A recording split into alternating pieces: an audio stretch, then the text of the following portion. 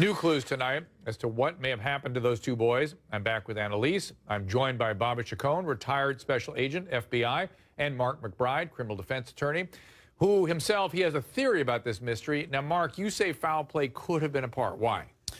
For a couple of reasons. You know, the last Snapchat message, the kids were apparently pretty good seafarers. It was we're effed. It wasn't inclement weather. Hey, Mom, this seas are horrible. We're in big trouble with the weather. It was we're effed. Also, the fact that the boat's battery was turned off, which is hard to do. It's very hard to do. Mark, I mean, why would that be? Why would they be turning the ignition and the battery off? Is there any theory about that? I don't think the kids were turning off the ignition and the battery. I think somebody who took over the boat or tried to... Bob, you agree?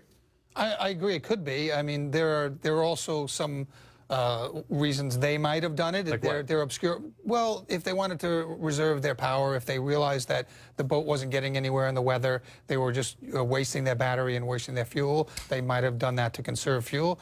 You know, it's probably not advisable to do that. Was the weather so bad that it could explain what happened to these kids? You know, I don't know the particulars of the weather that night, but I heard it was a storm that came in. And Mark, why would someone want these two boys? Why would they want them dead or abducted? Was there some theory here, something more sinister? Well, one of the family's attorneys said there was just a lot of fishing tackle on the boat. I mean, it could be just as simple as that. I mean, kids die for Air Jordans these days. People die for 40 bucks at the ATM machine. So somebody came and just robbed them. Kind of wannabe pirates, maybe. Well, from an investigator standpoint, there's three things that could have happened. It could have been a natural incident like a storm. The other two fall under the foul play category. So under the foul play category, the first fork you might have is one of those boys doing damage to another one of the boys. Or the third one is somebody, an outside actor, an outside bad guy coming to that boat and performing bad acts. Mark, as far as the boys doing something to one another, there's all this bad blood between the families. Does somebody have some suspicion about that? I'm not hearing anything like that. From what I understand, the two boys had a very warm relationship. Annalise, you look troubled. You know, I guess I'm surprised that we're talking about it potentially being criminal activity at this point, because I don't see the pieces coming together. Yes, there was a Snapchat, but we don't know the context of that. It might be it's bad weather. I think that if you are actually going to die, you're unlikely to send that via Snapchat. Instead, you're going to try and do something else to contact authorities.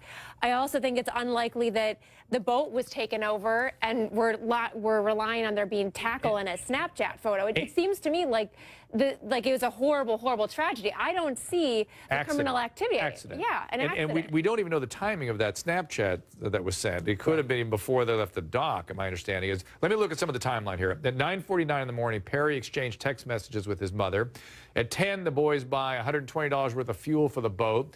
At 10:25, the boys leave. We see them there at the Jupiter Inlet. At 11:24, Austin texts his father, "What's up? I'm checking in. I'm just out here fishing." Then at 1:16, Austin phones disconnect from the internet. And at 1:30, the storm hits the Jupiter area.